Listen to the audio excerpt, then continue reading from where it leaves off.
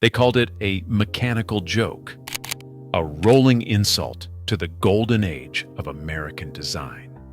In an era when the railroad was the pulsating heart of the nation's identity, the machine that emerged from the Electromotive Corporation's sheds in 1939 did not just look out of place, it looked like a mistake. While the great titans of industry were commissioning world-renowned artists to wrap locomotives in chrome, velvet, and aerodynamic steel, EMD produced a box, a blunt, unapologetic, industrial brick on wheels. This is the story of the EMD-FT.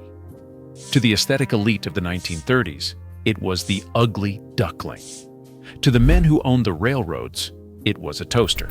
But within a decade, this plain-faced machine would do more than just haul freight. It would humiliate every sleek Art Deco streamliner in America, drive the steam engine to extinction, and prove that in the brutal theater of American industry, beauty is a luxury, but reliability is a god. To understand the mockery directed at the FT, you have to understand the world it was born into. The 1930s railroads were bleeding, losing ground to highways and aviation. To survive, they turned to the streamliner. This was the age of Art Deco. Designers like Henry Dreyfuss and Raymond Loewy treated locomotives as sculptures. The New York Central's Mercury featured hidden wheels and a nose carved from silver. The Burlington Zephyr became a national sensation. These machines were the celebrities of the rails, representing speed, luxury, and above all, form.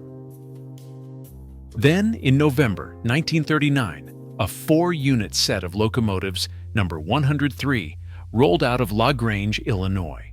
It was the EMD-FT. There was no chrome, there was no bullet nose.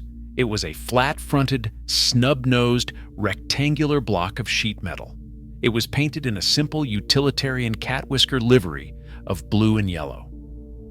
While the streamliners looked like they were leaping forward even when standing still, the FT looked like it was rooted to the earth. The reaction from the railroad establishment was one of collective derision.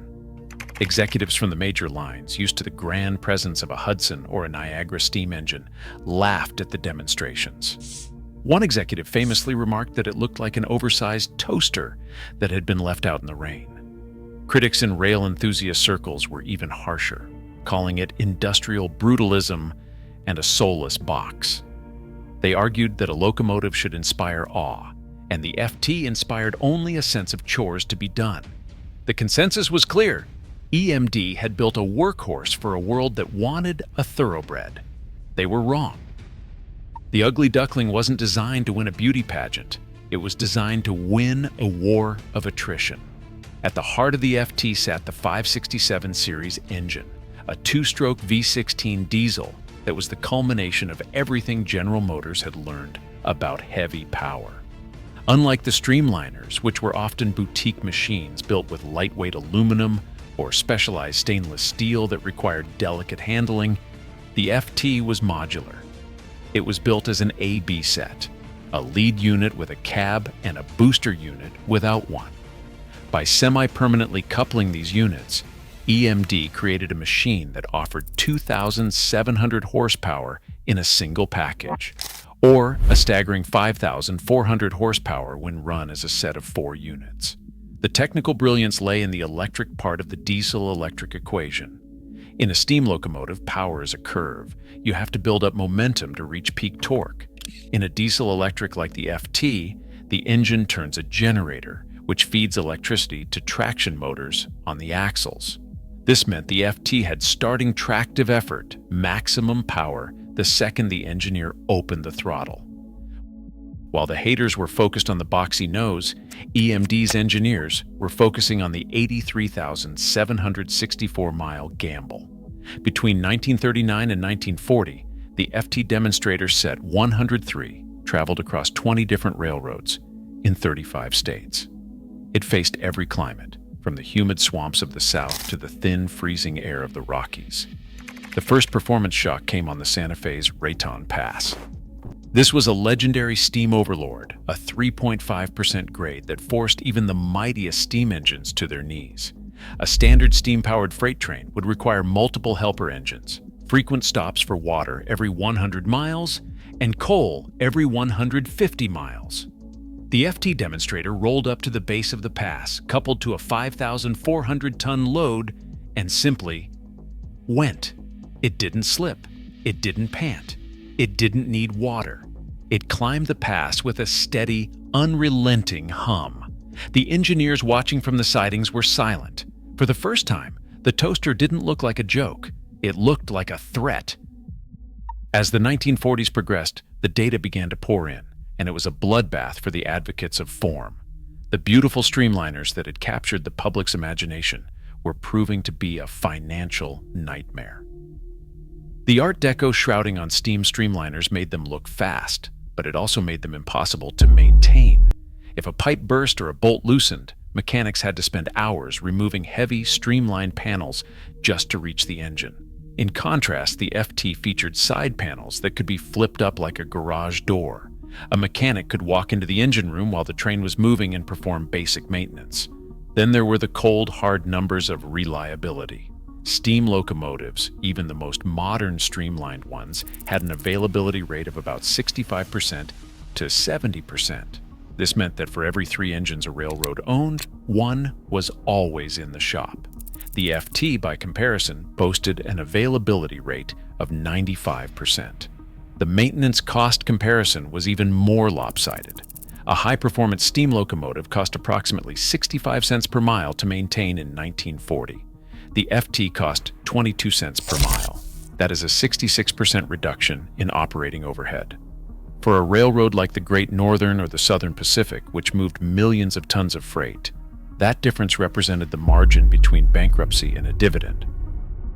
But the true humiliation occurred when the ugly Duckling started taking the streamliners' jobs. Originally designed for freight, the FT was so reliable that railroads began using it for passenger service during peak demands. Picture the scene at a major terminal in 1944. On one track, you have a beautiful streamlined steam engine, hissing steam, leaking oil, and surrounded by a dozen men with oil cans and wrenches, desperately trying to prep it for the run. On the next track sits the FT, boxy, plain, and boring. The engineer climbs in, pushes a button, the 567 engine rumbles to life, and it's ready to go. No coal to load, no water to treat, no ash to dump. One by one, the chrome gods began to fail. The Union Pacific's M1000, once the pinnacle of futuristic design, was retired after just 7 years of service, plagued by mechanical fragility. The FTs, meanwhile, were just getting started. By 1945, the hater narrative had shifted from "it is too ugly" to "how fast can we get more?" By the time production of the FT ended in 1945, EMD had sold 1,096 units. In the world of 1940s railroading, where locomotives were usually built in small batches of 20 or 30, this was an unprecedented monopoly. To put that in perspective, EMD's primary competitors, Alco and Baldwin, the kings of the steam era, were left in the dust. Alco's competing freight diesel would not even hit the market in significant numbers until after the war, and by then, EMD had already captured nearly 90% of the diesel freight market. The sales figures were staggering. The Santa Fe alone, after seeing demonstrator number 103, eventually ordered over 320 units. They realized that a single 4-unit FT set could replace 3 massive steam locomotives and eliminate the need for costly water treatment plants every 50 miles across the desert. Let's look at dieselization, return on investment. In 1948, a study of the Chicago and Northwestern Railroad showed that their investment in F-unit diesels, the successors to the FT, paid for itself in less than 3 years. No steam locomotive in history had ever offered that kind of turnaround.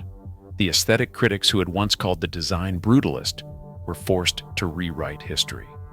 In a 1946 editorial in Trains magazine, a writer who had previously mocked the FT's looks admitted that they had been looking for a painting, but the railroads needed a tool. The writer called the FT the most beautiful thing on the rails because it works when nothing else does. Even the designers of the streamliners felt the sting. Raymond Loewy, who designed the legendary T1, reportedly looked at the sales figures for the EMDF units and lamented that the public had traded glamour for a gadget. But the gadget was hauling 10,000-ton coal trains over the Alleghenies without breaking a sweat, while the glamour was sitting in a repair bay waiting for custom-machined parts. By 1950, the ugly duckling had not just won, it had redefined what a locomotive was supposed to look like. The boxy toaster aesthetic of the FT became the template for the F series, for F3, F7, and F9. More than 7,600 units of the F series were built. The Streamliner look did not die. It was absorbed.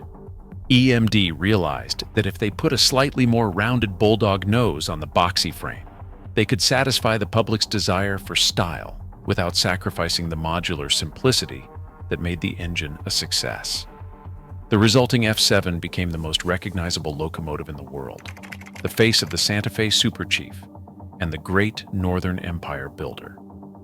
The machines that had been called beautiful in 1936 were almost all scrapped by 1955. The stainless steel of the Zephyrs was melted down. The shrouding of the Mercury was stripped and sold for junk. FT units were still out there. Many of the original FT units were traded into EMD, their components recycled into newer, even more powerful locomotives. They were so well engineered that their DNA, the 567 engine, and the basic electrical cabinet layout remained the industry standard for 40 years. The Streamliners were built for the cameras. The FT was built for the rails. And when the sun set on the steam era, it was not the chrome-plated goddesses left standing. It was the toaster. The lesson resonates across every industry. Build something pretty, and you might capture the moment. Build something unbreakable, and you capture the future. When the F103 demonstrator finished its tour, it had proven a diesel could do anything a steam engine could do. Cheaper, longer, and with less drama. It did not just prove the haters wrong, it made them irrelevant. So the next time you see a modern locomotive, boxy, functional, plain, remember it looks that way for a reason. It is a descendant of the ugly duckling that humiliated the world's most beautiful trains and changed the face of a nation, one reliable mile at a time. Would you have bet your fortune on the toaster in 1939? Or would you have been laughing at the station? History has already given its answer. Do not forget to check out the other videos on the screen right now.